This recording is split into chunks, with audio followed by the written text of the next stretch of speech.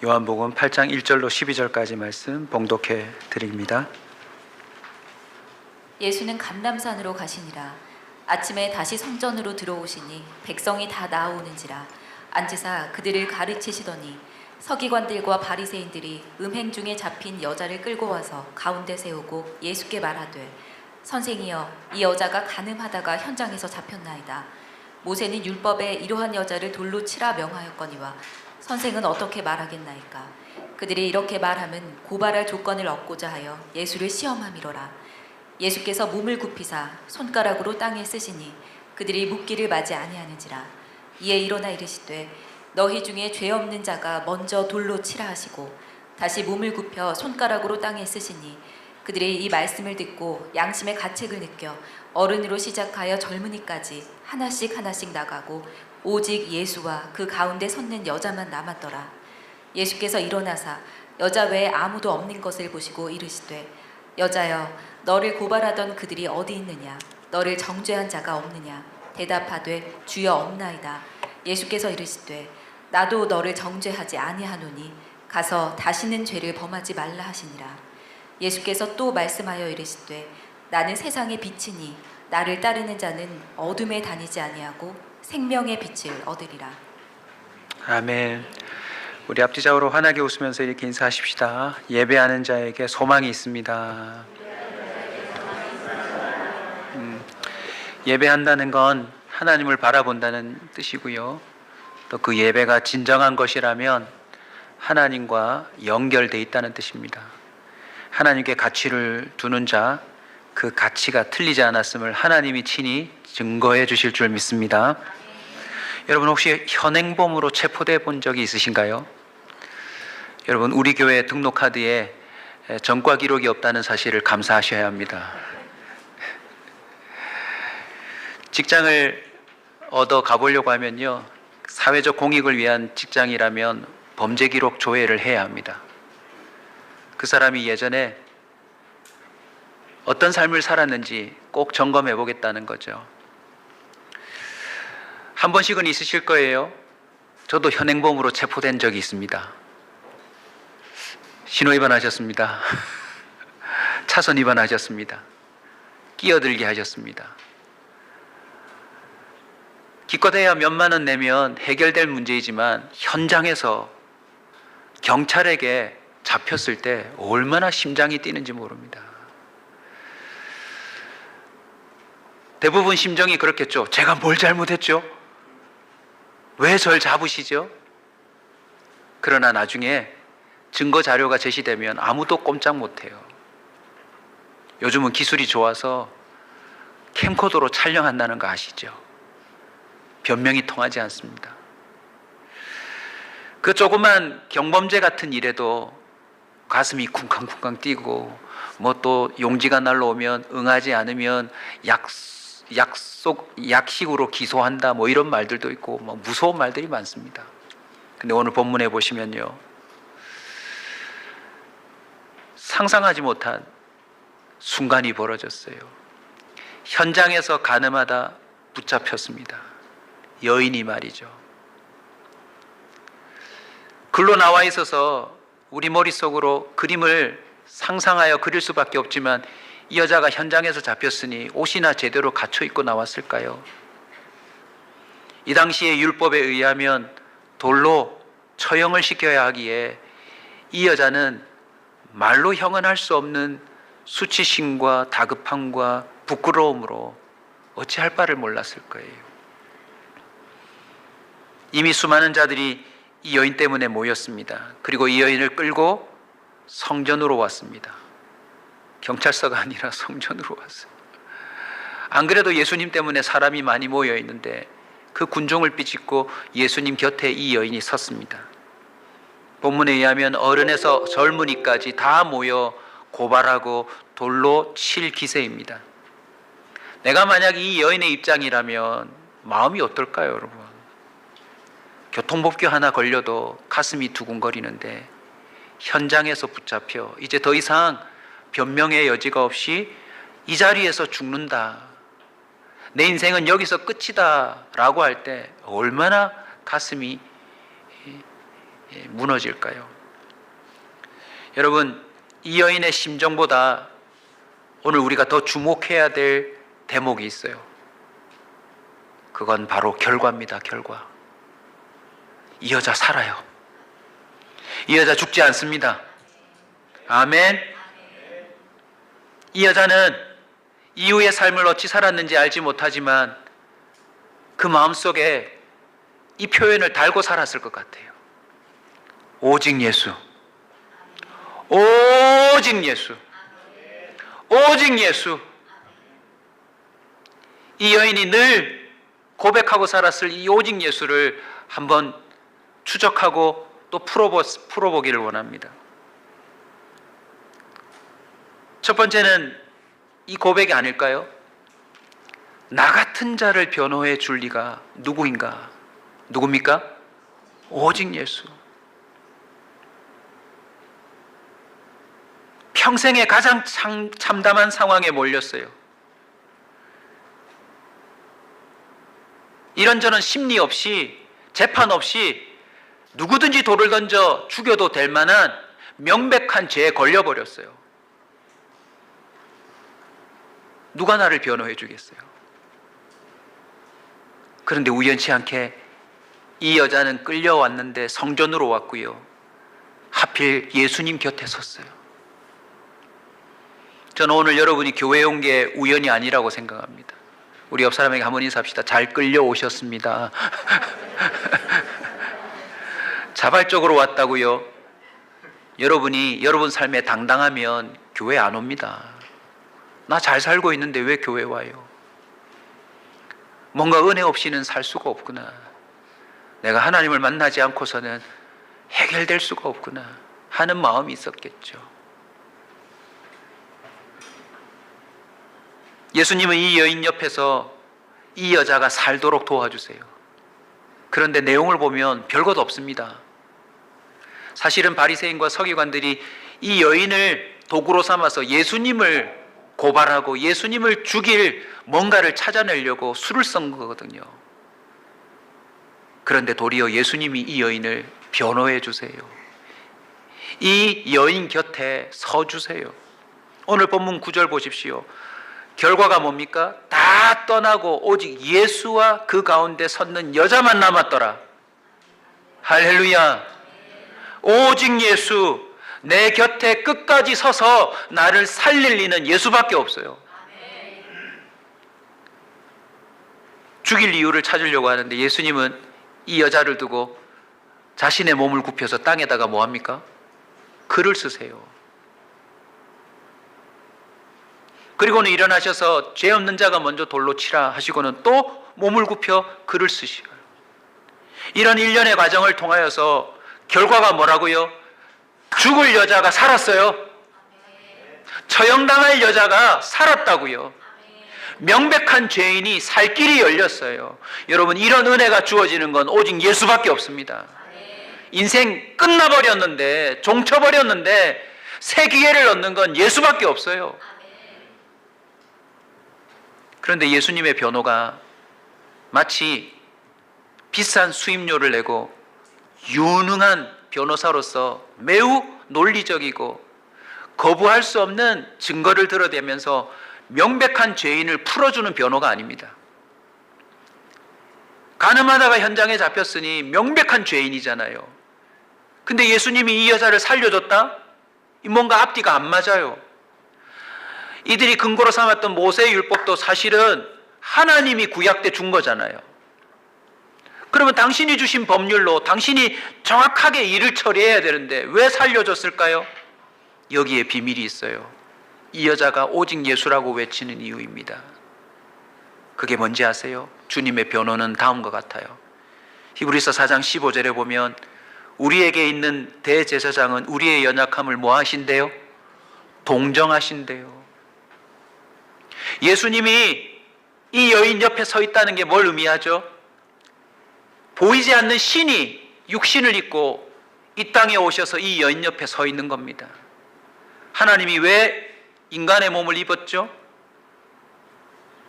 사실은 그 첫 번째가요, 우리를 동정하시기 위해서예요. 육신이 없으면 신의 영역이니까 우리도 대들 수 있잖아요. 하나님이 우리처럼 살아봤냐고. 이 세상도 녹록지 않다고. 애들도 학원 다니면서 막 엘리베이터에서 얘기하더라고요. 아, 힘들다, 살기 힘들다 그러더라고요. 육신을 입고 산다는 게 어떤 의미입니까? 어르신들이 그러시더라고요. 죽지 못해 산다고. 죽지 못해 산다고. 예수님이 육신을 입고 이 여인 옆에 서 있는 건 이 여인을 동정해 주시는 겁니다. 그래, 육신을 입고, 타락한 이 육신을 입고 살아간다는 것 자체가 얼마나 힘겨운 삶인지 나 이해해. 지금 성경에 드러나지 않았지만 이 여인이 왜 몸을 팔았는지 아는 사람 있나요? 극도로 집에 먹을 것이 없어서, 이것밖에 없어서 몸을 팔았는지 어떻게 합니까?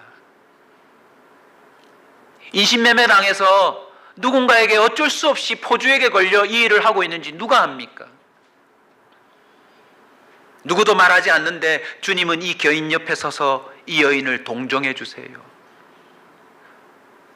동정으로 끝나나요? 갈라디아서 1장 4절입니다. 그리스도께서 하나님 곧 우리 아버지의 뜻을 따라 이 악한 세대에서 우리를 건지시려고 우리 죄를 무엇하기 위하여? 대속하기 위하여 자기 몸을 주셨으니. 예수님의 변호는요, 명백한 죄인을 능숙한 언어로, 하나님의 그 신의 한 수 같은 제수추어로 이 여자를 모면시키기 위한 변호가 아니에요. 예수님이 동정만으로 끝나는 것이 아니라 이 여인이 치러야 될 죄값을 당신이 대신하겠다는 거예요. 바로 이것이 예수님의 변호입니다. 오직 예수님만이 할 수 있는 변호. 요한일서 2장 1절도 증언하죠. 우리 다 같이 읽을까요? 나의 자녀들아, 내가 이것을 너희에게 쓰면 너희로 죄를 범하지 않게 하려 함이라. 만일 누가 죄를 범하여도 아버지 앞에서 우리에게 대한 대언자가 있으니 곧 의로우신 예수 그리스도시라. 사람이 어떤 존재죠? 아무리 우리가 열심히 살아도요, 비난할 게 생겨요. 부부끼리도 비난할 게 생기지 않아요? 부부를 변호해주고 싶나요? 비난하고 싶나요? 변호가 잘 안 됩니다. 나중에는 내 속으로 낳은 자녀들도 부모를 지적하기 시작합니다. 아빠 때문이야, 엄마 때문이야. 심지어 부모들도 자녀를 탓하기 시작합니다. 너 때문에 우리 집이 이래. 인생에 철이 좀 든다면 거울 앞에 서서 어떤 일이 벌어진 줄 아세요? 본인이 본인을 정죄할 겁니다. 어휴, 너 때문이야. 너 왜 그 모양이니? 아니, 나 자신도 나를 비난하는데, 가장 사랑한다고 하는 사람들도 정죄하고 판단하는데 세상에 누가 나를 변호해 주겠어요? 이 정도로까지 현행범으로 잡혀서 사회적인 이슈가 되고 비난받고 돌맞을 위치가 되면 부모도 뭐라고 할까요? 나 죽어라, 차라리 너. 그렇게 살 거면 차라리 죽어버려. 그게 인지상정 아닙니까? 그런데 우리 주님은 그 여인 곁에 서서 변호해 주세요. 나 같은 자 곁에 서서 끝까지 혼자 두지 않으시고 변호하실 이는 누구? 오직 예수입니다. 이 여인이 외쳤던 또 하나의 오직 예수가 뭘까요? 나를 위해 이 땅에 글을 써주실 이는 오직 예수님밖에 없어요. 이 급박하게 돌아가는 상황 속에서 예수님은 무슨 여유를 가지셨는지 허리를 굽혀 땅에다가 손가락으로 글을 쓰셨다가 그러거든요. 2번이나 말이죠. 여러분, 무슨 글 썼을까요? 무슨 글? 예수님의 전체적인 삶을 좀 추적해 볼 때 가능성입니다. 성경에 없는 거니까 확정적인 건 아니고요. 가능성. 첫 번째는 아마 구약을 인용한 구절을 혹시 적지 않으셨을까? 왜냐하면 지금 이 고발하는 사람들이 다 하나같이 모세의 율법을 알고 있고 구약의 내용들을 알고 있으니 예수님이 구약의 어떤 구절들을 인용하셔서 딱 한 끼 적자마자 이들이 양심의 가책을 느끼고 돌을 내려놓는 그런 일을 하지 않았을까 생각해 봅니다. 그게 아니라면 그 당시에 모든 사람들이 촌철살인처럼 받아들일 수 있는 사자성어를 적지 않으셨을까? 이제 마지막은 그냥 제 상상인데 그냥 웃고 넘기십시오. 아마도 이 여인과 잤던 남자들의 이름을 적지 않았을까. 그 남자들의 이름이 하나하나 적힐 때마다 하면서 그 주변의 사람들이 뜨끔뜨끔하지 않았을까. 여러분, 저에게도 종종 추천서를 요청하는 분들이 많이 있습니다. 학교도 가야 하고 직장도 가야 하고 기독교 관련 단체에 가게 될 때 담임 목사의 추천이 필요할 때가 있거든요. 그러면 그 추천을 적을 때 그 적는 글이 대단히 중요합니다. 보통은 타이핑을 하기도 하지만요, 진짜 좋은 추천서는 자필로 적어주는 거예요. 그리고 추천서가 신뢰도가 높아지려면 봉투에다가 도장을 탁 찍고 밀봉을 해서 딱 인봉을 하는 겁니다. 누구도 열어보지 못하게. 그러면 받는 사람이요, 아, 이거 신뢰할 수 있는 추천서이구나. 근데 어떤 경우는요, 추천할 말이 없을 때가 있어요. 왜냐하면 이 추천한 사람이 당신의 교회에 몇 년도부터 몇 년도까지 출석했느냐, 당신은 이 추천하는 사람에 대해서 몇 년간 알고 있느냐, 이 추천하는 사람의 장점은 무엇이며 장점은 무엇인지 구체적으로 질문하는 문항도 있습니다. 그러니 제가 그 사람에 대해서 제대로 알지 못하고서는 추천을 못 해줘요. 여러분, 추천글 하나에 당락이 결정될 수도 있습니다. 그런데 애매할 때가 있어요. 언제냐면 나쁜 놈이 추천서를 요구할 때가 있습니다. 내가 아무리 목사지만 정직하게 적어주려면 이 사람 약속 안 지킵니다. 이 사람 거짓말 잘합니다. 이 사람 돈 안 갚아요. 이 사람 관계 속에서 참 많은 사람들을 힘들게 합니다. 이렇게 적어야 될 것 아닙니까? 안 그래요, 여러분? 예수님 과연 무슨 글을 적으셨을까요? 구약을 인용했든지 그 당시에 격언을 적었든지 그분만이 알고 있는 정보를 적었든지 분명한 건요, 이 글은 예수님만이 적을 수 있는 글이에요. 그 어느 누구도 흉내내지 못하는 예수님만이 적을 수 있는, 예수님 손끝에서만 나오는 글일 텐데, 이 글은 바로 이 여인을 살리는 결정적인 글이라는 것입니다. 현장에서 가늠하다 붙잡힌 것, 이 여인이 사형당할 돌에 맞을 스모킹건이지만 예수님은 그 스모킹건을 능가하는 글을 땅에다가 적어버렸어요. 고발하는 자들이 그 글을 보고 깜짝 놀랐을 것입니다. 마가복음 1장 22절에도 나름 근거가 될 만한 이야기가 나오죠. 무사람이 예수 그리스도의 교훈에 놀라니 이는 그가 가르치는 것이 권위 있는 자와 같고 서기관들과 같지 아니함이라. 몇 글자를 적었는지 알지 못하지만 주님의 글 하나에 모든 사람들의 눈이 주목되었고 그 글 내용을 따라서 이 여인을 살릴 수밖에 없는 거예요. 주님의 손끝에서 무슨 글이 나왔을까요? 전지자의 글이 나왔을 거예요. 모든 걸 알고 있는 분으로서의 글귀라는 것입니다. 오직 예수, 이 땅에 나를 살릴 글을 적어주실 수 있는 분은 예수님밖에 없어요. 이걸 좀 더 확대해 볼까요? 신이 인간의 몸을 입고 이 땅에 왔다는 것 자체가 이 땅에 글을 적은 거 아닙니까? 예수님이 오시는 순간 BC와 AD라고 하는 명백한 선이 끄어져 버렸어요. 예수님은 육신을 입고 이 땅에 오셔서 33년을 살면서 하나님의 사랑을 역사로 기록해 버렸습니다. 현장에서 붙잡혔든 아니면 나중에 들켰든 어떤 형태의 죄든지 간에 그들을 살릴 글을 이 세상에 주님이 남겨놓으셨다고요. 누가복음 22장 44절도 보십시오. 예수께서 힘쓰고 애써 더욱 간절히 기도하시니 땀이 땅에 떨어지는 뭐처럼 됐대요? 핏방울이 됐대요.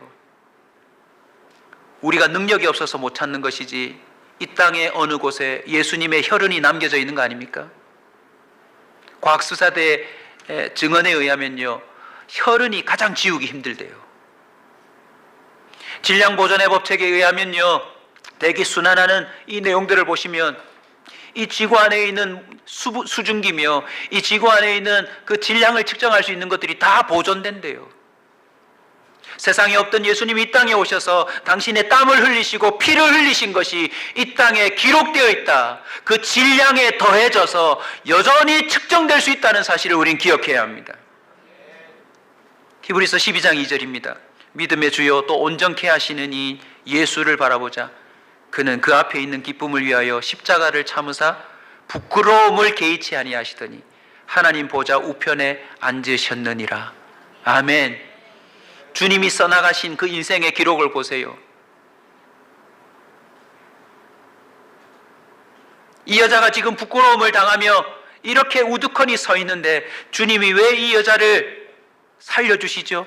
주님이 부끄러움을 당하시려고.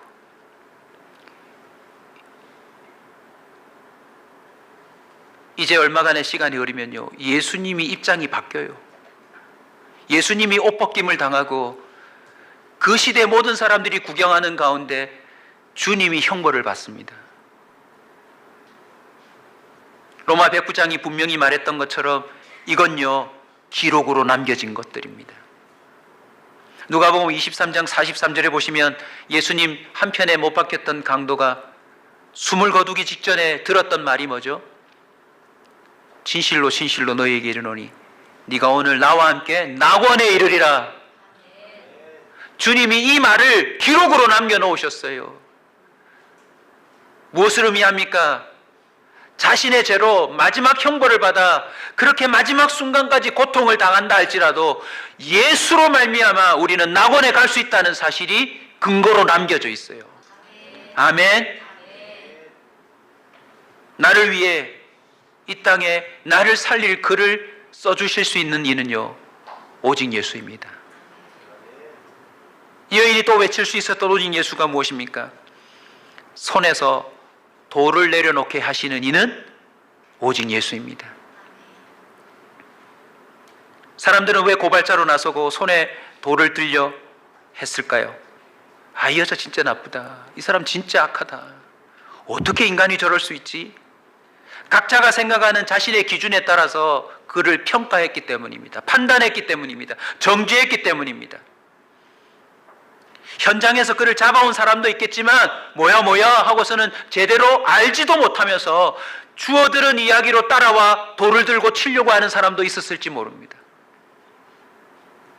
예수님의 그 글쓰심과 예수님의 권면으로 인하여 모든 고발자들이 하나하나 다 떠나버렸고 결국 손에서 돌을 다 내려놓아 버렸어요. 예수님의 대응을 다시 한번 볼까요? 너희 중에 죄 없는 자가 먼저 돌로 치라. 기막힌 권면입니다. 오늘 우리 모두에게도 주시는 사람 살리는 메시지입니다. 여러분, 오늘 여기에 돌 놔두고 가십시오. 저와 여러분도요, 누구도 비난할 수 없어요. 누구도 정죄할 수 없어요. 예수님은 이 여인만 살린 게 아닙니다. 고발자들, 흠을 찾아내고 어쨌든 자신이 심판하려고 하는 그 인생들도 살리셨어요. 너희 중에 죄 없는 자가 먼저 돌로 치라. 너희들 모두 죄인이야! 라고 하는 핀찬처럼 들리지만 사실은요, 이제 그만하고 심판자의 자리에서 내려오렴.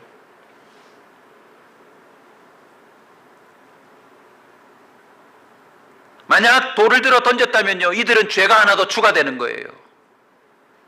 주님도 이 여자를 정죄하지 않는데 심판자도 이 여인을 죄를 묻지 않고 있는데 제대로 조사하지도 않은 인간들이 둘러서서 돌을 쳤다면 이들은 죄가 하나 더 추가되는 겁니다.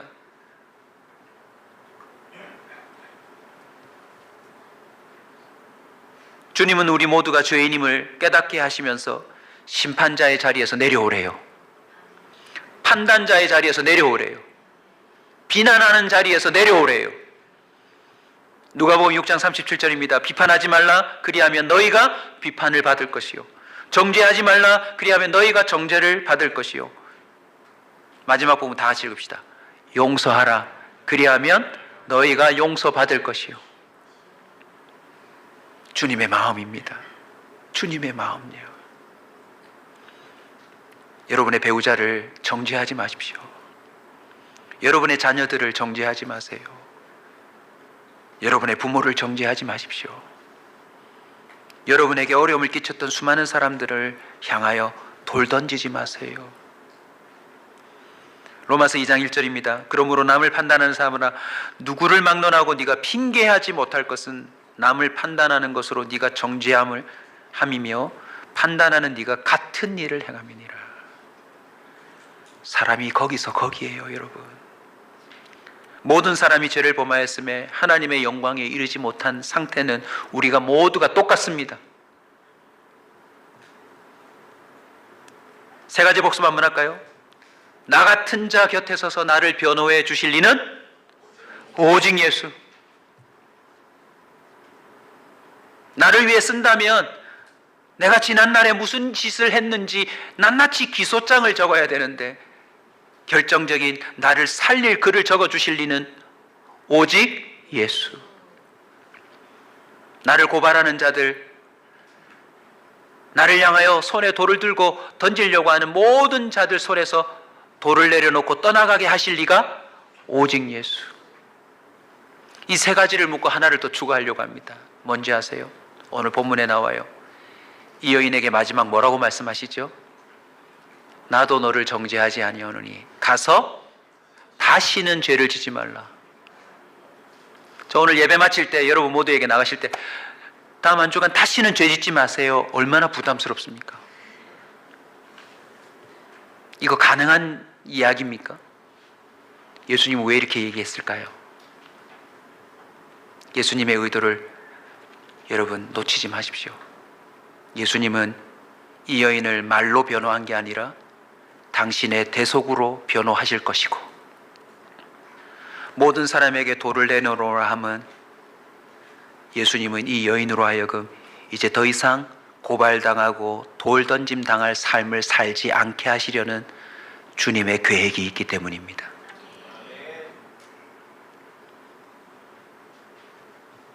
나를 다시는 죄짓지 않게 하며 어둠에서 벗어나 빛으로 살게 하실 이는 누구? 오직 예수라는 거죠. 나는 세상의 빛이니 나를 따르는 자는 어둠에 다니지 아니하고 생명의 빛을 얻으리라. 바로 이 여인을 향한 주님의 계획이었던 것입니다. 아멘. 사랑하는 성도 여러분, 저와 여러분을 변호해 주실 이는 예수님밖에 없습니다. 저와 여러분을 살릴 글을 이 땅에 기록하실 이는 주님밖에 없어요. 우리를 고발하고 비난하고 우리를 형벌에 넘길 그 모든 사람들을 떠나게 하며 손에서 돌을 놓게 하실 이는 주님밖에 없습니다. 우리로 하여금 어둠을 벗어나고 음란함을 벗어나고 추악함을 벗어나고 비난받을 삶을 벗어나 새 삶을 살게 하실 이는 오직 예수밖에 없습니다. 에베소서 5장 8절, 너희가 전에는 어둠이든 이제는 주 안에서 빛이라. 빛의 자녀들처럼 행하라. 우리 디도서 3장 3절부터 우리 7절까지 큰 소리로 같이 읽읍시다.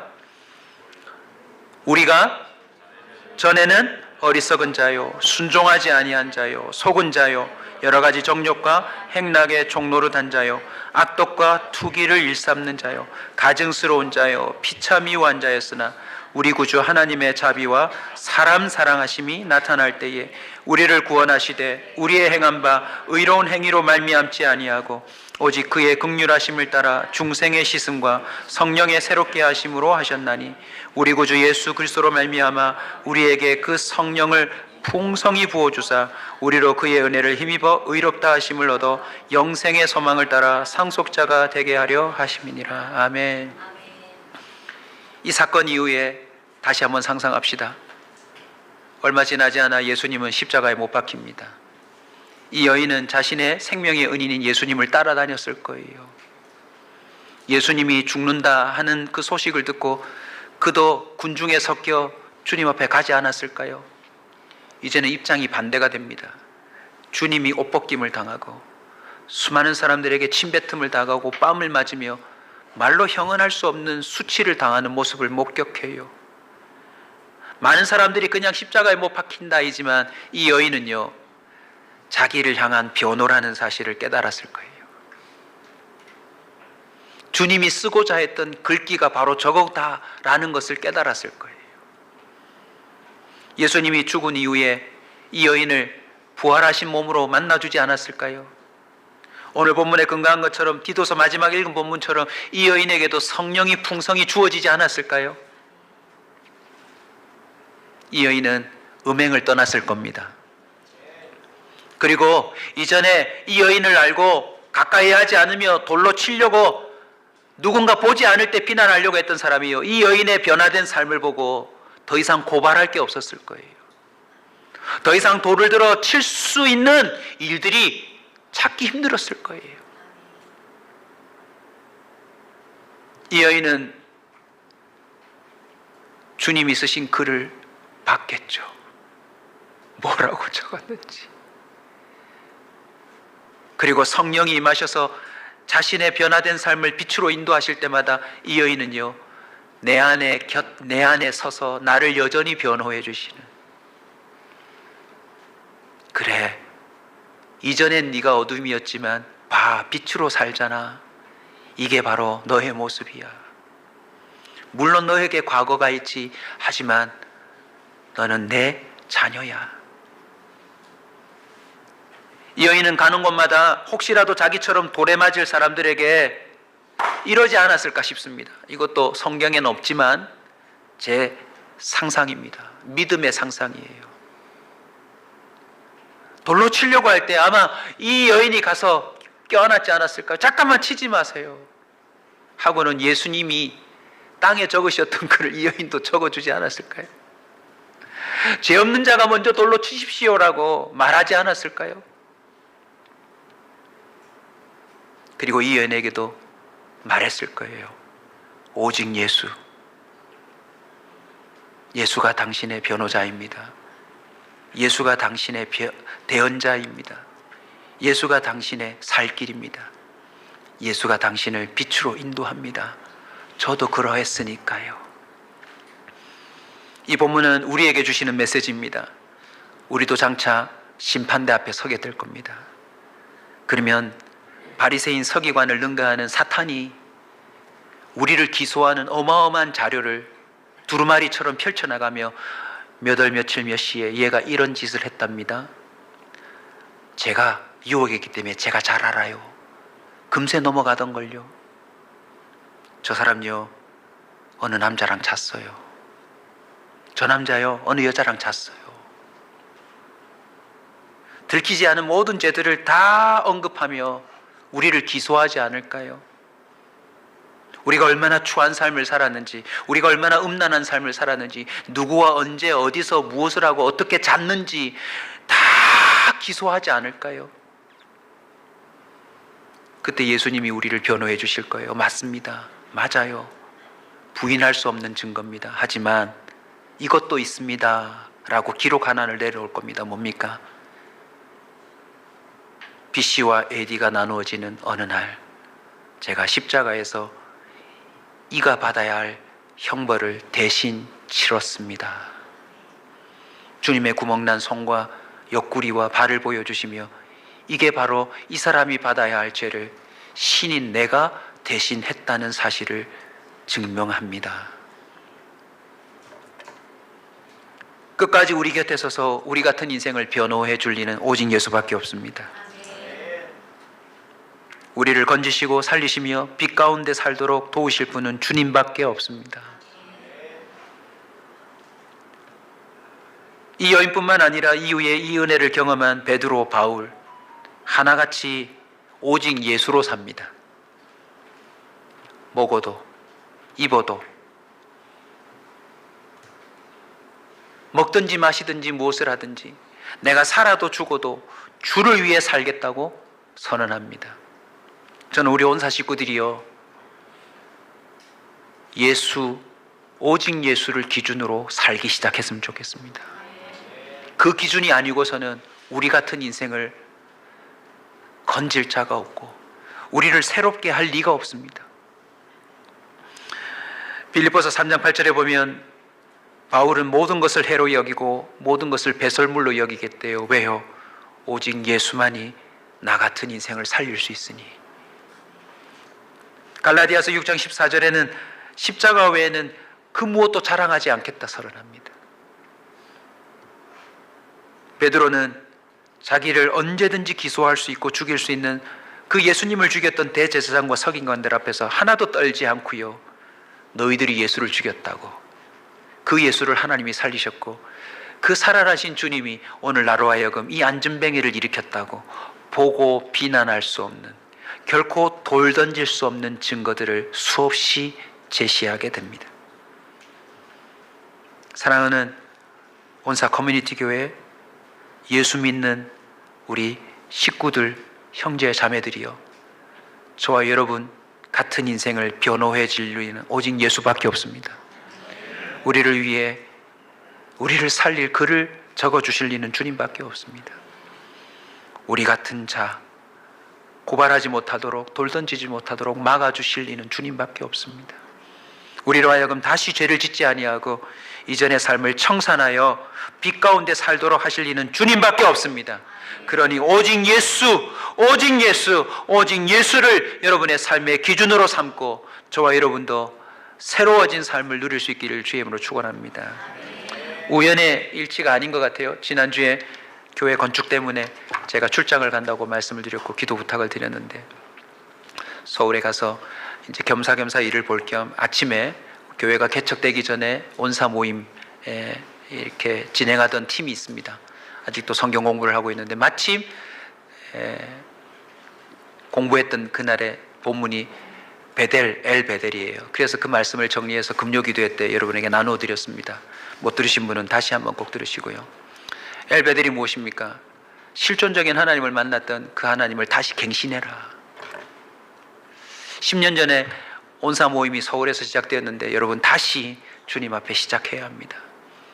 그동안 우리 인생에 쌓여진 먼지를 털어버리고 세상에 기웃거리며 우상 숭배하며 하나님 아닌 다른 것을 의존하고 또 은근히 바랬던 걸 털어버리고 다시 순수하게 하나님 앞에 섭시다 하고는 모두 다 은혜 받고 다 이제 저는 그 다음 시공사를 만나러 가야 되는데요, 그 멤버 중 한 분이 저에게 선물을 주시겠대요. 하고는 선물을 주신 게 바로 이겁니다. 뭐라고 적혀 있어요? 오직 예수.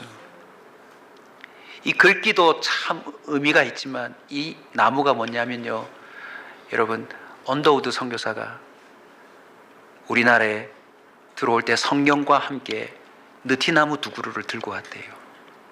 그 한 그루는 언더우드가 개척해서 우리나라 최초의 조직교회로 섰던 세문안교회에 심겨졌고, 또 한 그루는 양평에 있는 다른 교회에 심겨졌는데, 그 교회에 심겨진 나무가 100년 뒤에 2015년에 그만 운명을 끝냅니다. 그 의미 있는 나무를 어찌할까 해서 그것으로 성창기를 만들어서 7개 교단에 기증을 하고, 그 나머지 조각들은 이렇게 조각으로 만들어서 오직 예수라 새겨서 사람들이 나누어 가졌는데, 한교총회 총회장으로 계시는 목사님 한 분이 이걸 당신의 목양실에 딱 걸어두고 있었는데 이걸 바자회에 내놓으신 거예요. 우리 교회 온사 멤버 한 분이 이걸 획득을 하셔가지고 절 주고 싶다고 얼마 전도 벼르시다가 지난주에 제가 이걸 딱 받아들었는데요, 여러분 언더우드 이름만 들었지 여러분 그 삶을 모르시죠? 그가 조선 땅에 왔을 때 현장에서 붙잡힌 가늠한 여인을 보듯 조선의 그 현실이 참담했대요. 앞길이 보이지 않습니다. 음흉하고 조선의 그 왕과 그 사신들, 간신들 막 갑심전변이 일어나고 난리가 났던 때거든요. 그런데 그가 오직 예수, 복음을 심습니다. 이 나라를 살릴 자는 예수밖에 없다. 이 나라의 민중을 회복시킬 일은 예수밖에 없다. 그래서 연약한 힘이지만 홀로 예수, 오직 예수라고 하는 복음을 심기 시작했어요. 그래서 여러분이 아시는 연세대학이 탄생하고 세브란스 병원이 만들어지고, 제가 설교는 다 끝났습니다.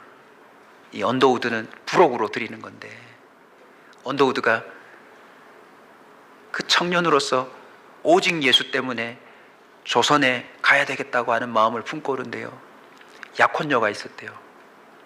약혼녀가 있는데 선교사로 가겠다고 하니까, 조선에 대해서 얘기를 하니까 선교사와 그 약혼녀와 나눈 대화가 기록으로 남겨 있답니다. 어떤 나라냐? 모른다. 뭘 먹고 사느냐? 모른다. 아는 게 없대요.